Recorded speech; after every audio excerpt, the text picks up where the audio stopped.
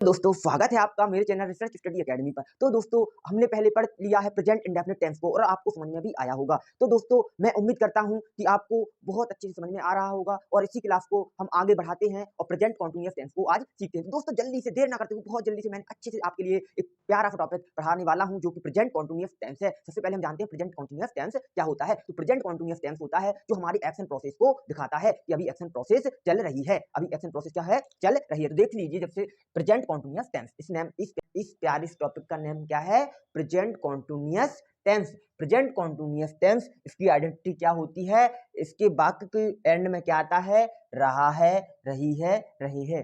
तो दोस्तों आपके लिए कभी भी रहा है, रही है, रहे है दिख जाता है, आपको पता चल जाएगा ये कौन सा टेंस है, प्रेजेंट कॉन्टिन्यूअस टेंस। तो प्रेजेंट कॉन्टिन्यूअस टेंस हमेशा ए हेल्पिंग वर्ब लेके आता है जो कि इज एम आर के साथ बनता है। तो इज कब आता है दोस्तों, सिंगुलर सब्जेक्ट के लिए। सिंगुलर सब्जेक्ट आपको पता होगा, ही, सी, इट, नेम, ये क्या होते हैं, singular subject. And plural subject क्या होंगे, I, we, they, you, I, we, they, you. लेकिन इसमें अपवाद क्या है, आई के साथ क्या आता है, एम आता है, तो इसमें यूज करेंगे वी, दे, यू। तो दोस्तों आपको अब बताने वाला हूं कि जो फॉर्मेट होते हैं, कितने फॉर्मेट होते हैं, 4 फॉर्मेट होते हैं। पहला फॉर्मेट स्ट्रक्चर है इसका एफर्मेटिव सेंटेंस का, क्या होगा, सब्जेक्ट आएगा, हेल्पिंग वर्ब आएगा और मेन वर्ब में आईएनजी ऐड होगी प्लस ऑब्जेक्ट आएगा। तो दोस्तों सबसे पहले क्या है, subject plus helping verb. Helping verb आप समझ चुके हो, is am are. Is am are का यूज करेंगे हेल्पिंग वर्ब की जगह। और मेन वर्ब में क्या ऐड होगा, I N G. Main verb की फर्स्ट फॉर्म जो होगी उसमें क्या आएगा, I N G plus object. तो सबसे पहले एफर्मेटिव का सेंटेंस हो गया, स्ट्रक्चर हो जाएगा। और ये क्या, निगेटिव का। निगेटिव में क्या है, सब्जेक्ट आएगा, हेल्पिंग वर्ब आएगी प्लस नॉट आएगा, फिर प्लस मेन वर्ब की फर्स्ट फॉर्म में आईएनजी प्लस ऑब्जेक्ट। इसके बाद इंट्रोगेटिव का स्ट्रक्चर क्या होगा, हेल्पिंग वर्ब पहले आ जाती है। दोस्तों सबसे पहले जो हेल्पिंग वर्ब है वो कहाँ थी, सेकंड नंबर पर। लेकिन इंट्रोगेटिव जो सेंटेंस होता है इसमें आपको आंसर एस या नो में देना होता है, तो वही आपके लिए पहले यूज कर देते हैं। मान लीजिए हम सेंटेंस बनाएंगे, क्या वह किताब पढ़ रहा है, तो आप क्या आंसर होगा, हाँ वो किताब पढ़ रहा है, या कह सकते हो कि नो वह किताब नहीं पढ़ रहा है। तो ये क्या हो जाएगा, एस या नो में आंसर देना होगा। वो क्या होगा, helping verb plus subject plus main verb की फर्स्ट फॉर्म में आईएनजी प्लस ऑब्जेक्ट। तो इसको हम बनाते हैं। सबसे पहले हम देखते हैं हेल्पिंग वर्ब जो होती है वो इज एम आर का यूज करेंगे। तो इज एम आर में से इज किसके साथ, सिंगुलर सब्जेक्ट के साथ, और आर प्लूरल सब्जेक्ट के साथ, और आई के साथ हमेशा किसको यूज करते हैं, एम को यूज करेंगे। पहला सेंटेंस हमारा है, वह किताब पढ़ रहा है, वह किताब पढ़ रहा है। इसमें सबसे पहले हमें क्या पता होना चाहिए, एफर्मेटिव सेंटेंस कौन सा है, तो सेंटेंस कौन सा है, एफर्मेटिव। एफर्मेटिव में क्या यूज होगा, सब्जेक्ट आएगा प्लस हेल्पिंग वर्ब आएगी प्लस मेन वर्ब की फर्स्ट फॉर्म में आईएनजी होगी। तो सबसे पहले हम करते हैं सब्जेक्ट। सब्जेक्ट क्या है, वह के लिए ही, क्योंकि ये मेल है तो वह किताब पढ़ रहा है। ही हेल्पिंग वर्ब क्या है, इज, क्योंकि ये सिंगुलर सब्जेक्ट है तो ही इज।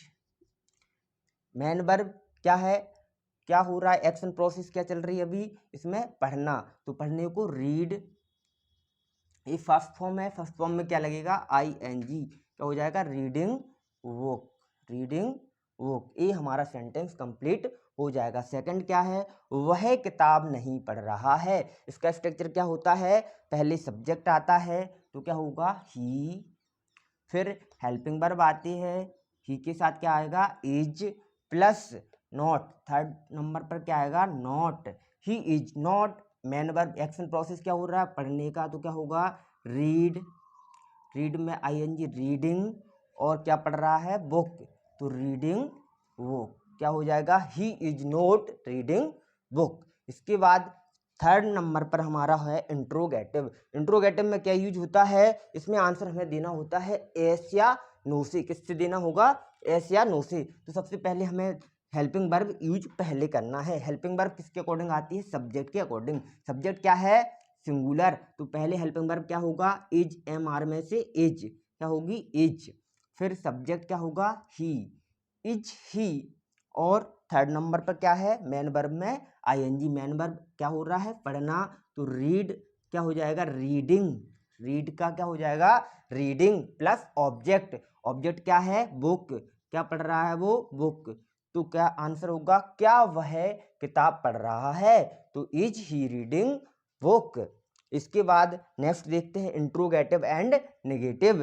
क्या वह किताब नहीं पढ़ रहा है, क्या भी आ रहा है और नहीं भी आ रहा है, तो क्या होगा, इसमें हेल्पिंग वर्ब पहले सब्जेक्ट के अकॉर्डिंग आएगी। सब्जेक्ट क्या है, सिंगुलर, तो हेल्पिंग वर्ब क्या होगी, इज।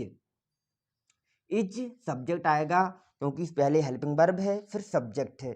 सब्जेक्ट ही हो गया, नॉट, थर्ड नंबर पर क्या होगा, ही इज नॉट।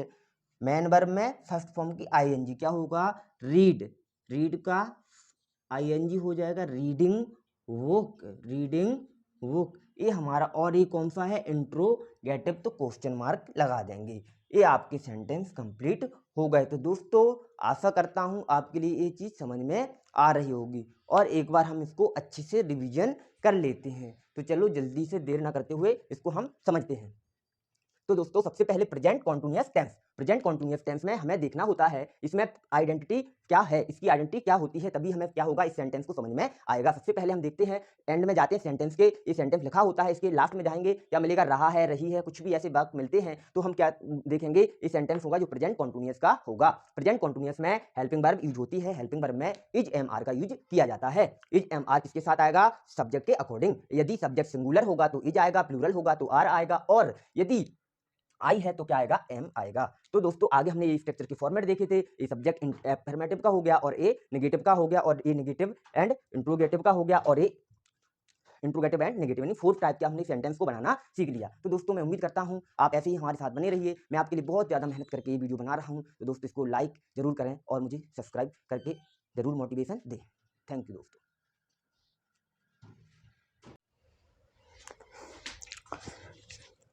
दोस्तों तो देखिए जल्दी से मैंने आपके लिए कुछ होमवर्क दिया है, और इस होमवर्क को आपको उसी जो पहले हम पढ़ चुके हैं उसी स्ट्रक्चर में आप देखकर इनको बना सकते हैं, और जल्दी से मेरे कमेंट सेक्शन में आप मुझे बताइए कि आप ये सेंटेंस बना पा रहे हैं या नहीं। तो मुझे रिप्लाई जरूर करिएगा, इन सेंटेंस के आंसर जरूर कमेंट सेक्शन में दीजिएगा। तो मैंने आपके लिए कुछ होमवर्क दिया है जिससे आप प्रैक्टिस करें और इन चीज़ों को घर पर बनाकर देखें। तो दोस्तों इन सेंटेंस को आप घर पर जरूर बनाइएगा, जिससे आपको कुछ समझ में आएगा कि आप क्या बना पा रहे हैं या नहीं। तो मुझे कमेंट सेक्शन में आंसर जरूर दें।